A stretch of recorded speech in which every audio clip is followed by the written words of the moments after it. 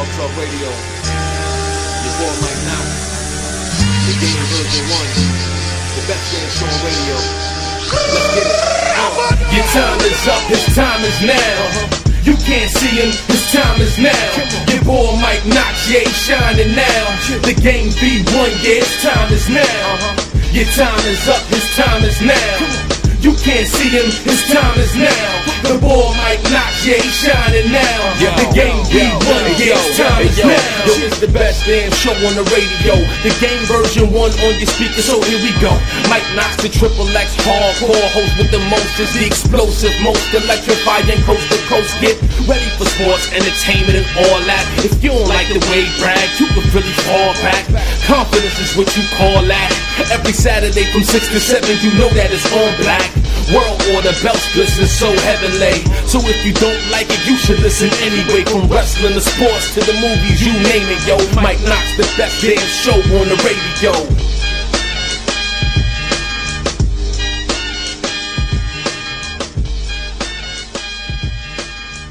Okay, I saw TNA, Mr. Lopez, and everything we talked about on Facebook, I thought the same way about the show.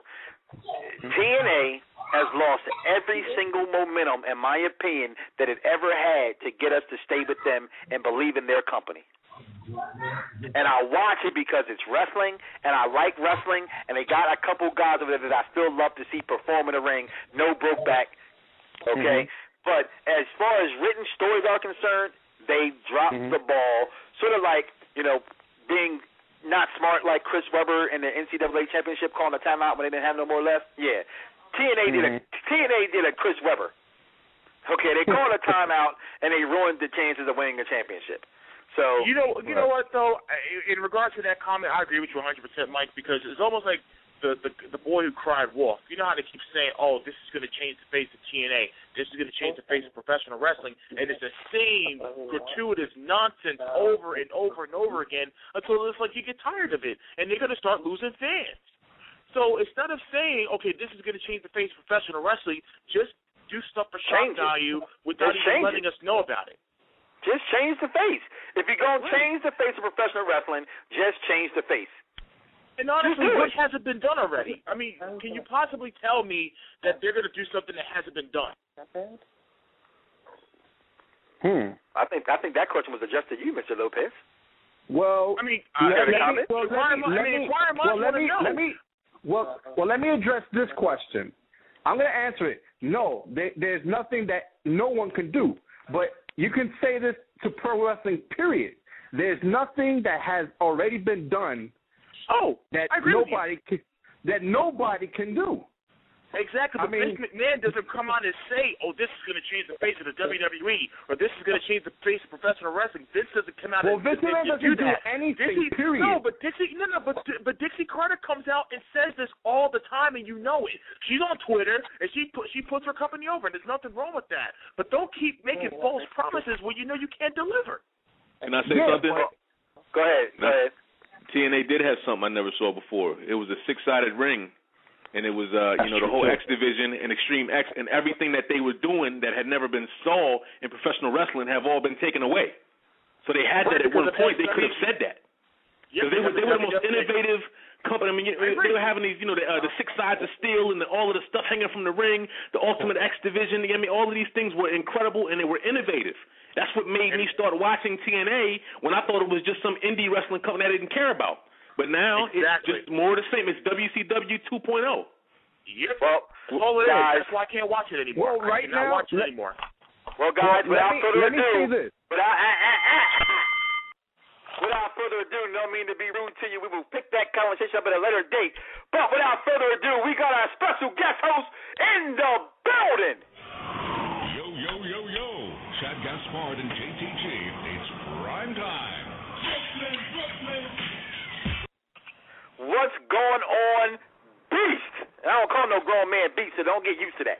What's going on, Shad? I'm doing good, man. How you feeling, man? It's okay. Hold on, Beast. I'm doing great, my man. Doing just fine. Listen, thanks for joining us on the show today. Welcome to the best damn show on radio. You must need a haircut, so I see you came into the barbershop to sit down and talk some good sports talk radio and ask some questions. Oh, you know, it sounded like a barbershop when I came in, man. I'm like, yo, everybody's like batting at each other, yelling at each other about TNA, WCW. Hey. You know what I'm saying? This sounds You getting a fade? You need a taper up? What? You getting some funky fresh parts? What's going on?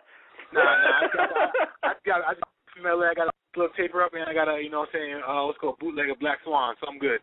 Okay, well, somebody said bootlegs now. I'm just saying.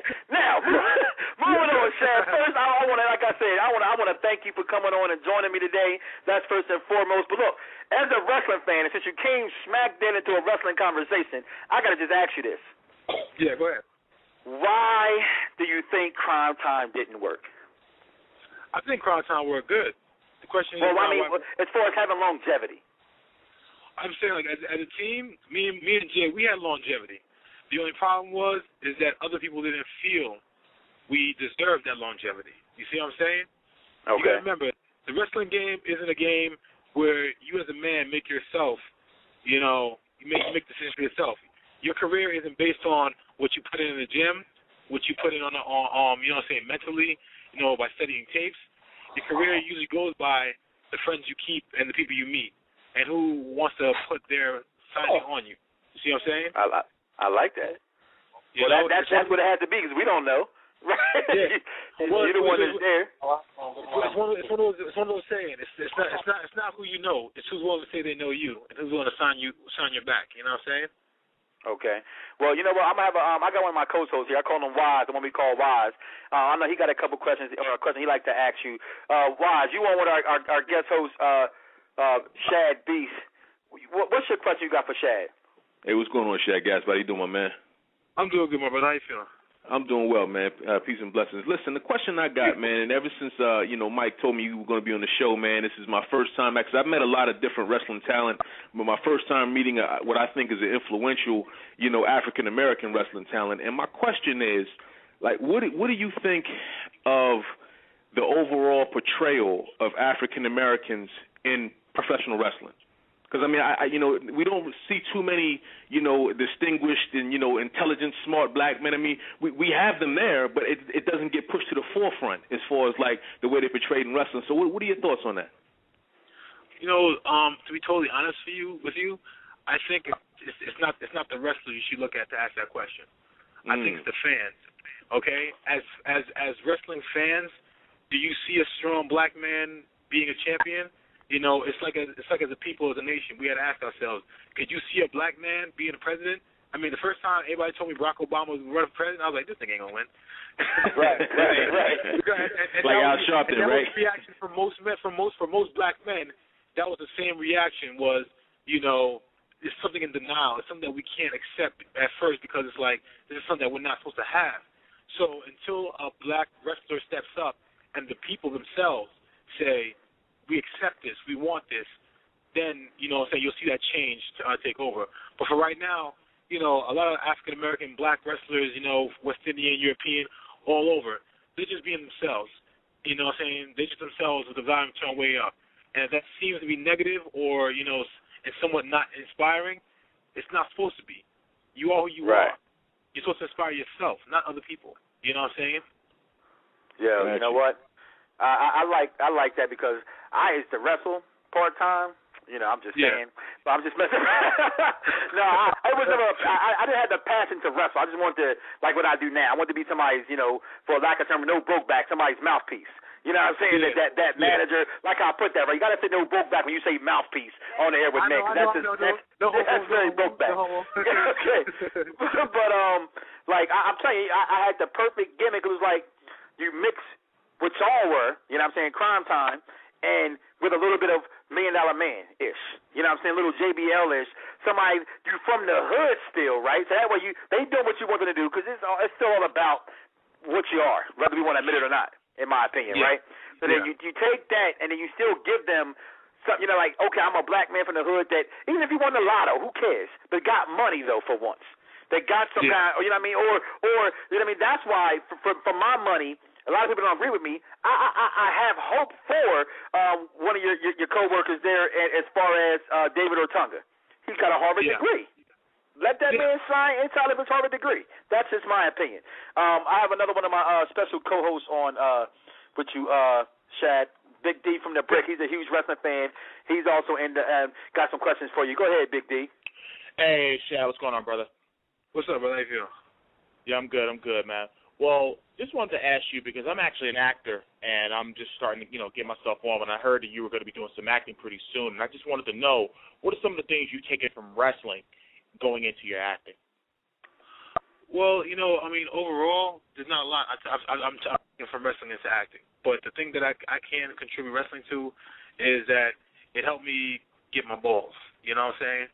And when you work for somebody like Vince McMahon, you have to learn that failure is not an option, and that success is the only thing that he cares about.